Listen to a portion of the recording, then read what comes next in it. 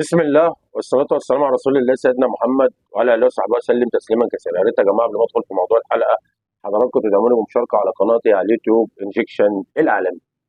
طبعا لعنة النادي الأهلي حلت على نادي الزمالك النهارده بتعادله السلبي في استاد القاهرة أمام جمهوره والحضور الجماهيري اللي وصل ل 50,000 متفرج. طبعا الزمالك قدم مباراة ولا أسوأ. طبعا الناس كلها يعني فقدت الامل في حته الصعود لنهائي الكونفدراليه. اتمنى ان الزمالك يتماسك في المباراه اللي هتقام الاحد القادم في غانا، ويقدر ان شاء الله باذن الله ان هو يرجع يعني يكون حجز بطاقه التاهل. طبعا يعني انا بقول يعني لعنه الاهلي حلت على نادي الزمالك النهارده في تفكك في نادي الزمالك. الزمالك مش قادر ينقل كوره، مش قادر يجمع كوره. الخطوط كلها متباعده. مفيش يعني النهارده الزمالك كان ممكن يجي فيه جون واثنين وثلاثه، برضه كان فيه اخطاء. المباراه كانت يعني نادي الزمالك النهارده ما قدرش ان هو يعني يحقق الفوز، وده صعب من مهمته في مباراه العوده. نتمنى ان الزمالك يعني البطوله ده هتفرق مع جماهير نادي الزمالك وهتفرق مع اللاعيبه اللي الزمالك انتدبهم هذا الموسم. ان شاء الله باذن الله يعني الزمالك قدها حدود. وطبعا الزمالك يعني انا بقول اخر يعني 20 سنه في القرن الماضي كان هو متسيد بطولات افريقيا. ان شاء الله باذن الله الزمالك يبقى له يعني اليد العليا في المباراه اللي هتكون في غانا الاحد القادم. ان شاء الله باذن الله الزمالك يقدر ان هو يعني يحسم بطاقه التاهل ان شاء الله باذن الله للدور النهائي. طبعا كان في باد لك النهارده لنادي الزمالك، يعني كور يعني بتخبط في العارضه ومش راضيه تخش، وطبعا الاجواء يعني كانت صعبه. الجمهور يعني عمل اللي عليه بصراحه. 50,000 من اول الماتش لاخر الماتش شغالين تشجيع.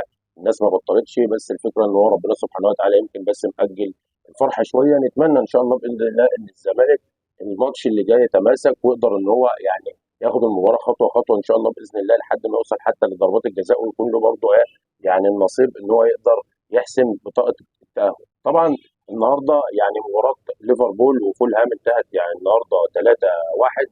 يعني محمد صلاح قدر ان هو يشارك من الدقيقه يعني 72. طبعا محمد صلاح كانت الفكره النهارده ان هو يعني كان احتياطي ما بداش.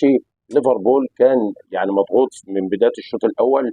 يعني يورجن كلوب انا مش عارف يعني اتكلم على حته الفتره اللي فاتت في اخطاء كتير قوي في التشكيل وفي التكتكس، وخصوصا مباراه اتلانتا اللي كانت في الدوري الاوروبي.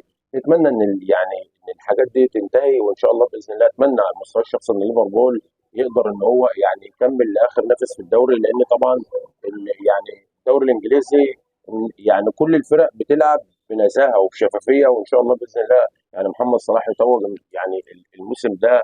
يعني مش عايز اقول اخر موسم او اول موسم صلاح هيمشي هيروح فين او مش هيروح فين. اتمنى ان محمد صلاح ان شاء الله باذن الله يعني يحقق لقب الدوري الانجليزي. طبعا النهارده هتقام مباراه اللي هو كلاسيكو الارض، يعني ما بين ريال مدريد وبرشلونه. فطبعا الناس كلها بتستنى المباراه وبتعد لها بالثانيه، وده حاجه من روايح العطر ال- ال- ال- الملكي والعطر الكتالوني.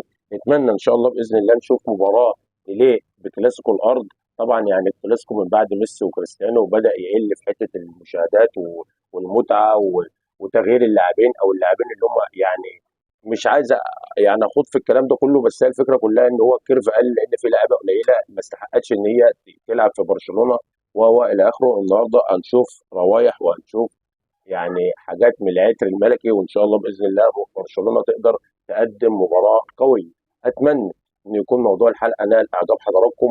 ما تنسوش حضراتكم تدعموني مشاركه على قناتي على اليوتيوب انجكشن العالمي، وما تنسوش كلمه السر انجكشن مستمر. وتحياتي للجميع والسلام عليكم ورحمه الله وبركاته.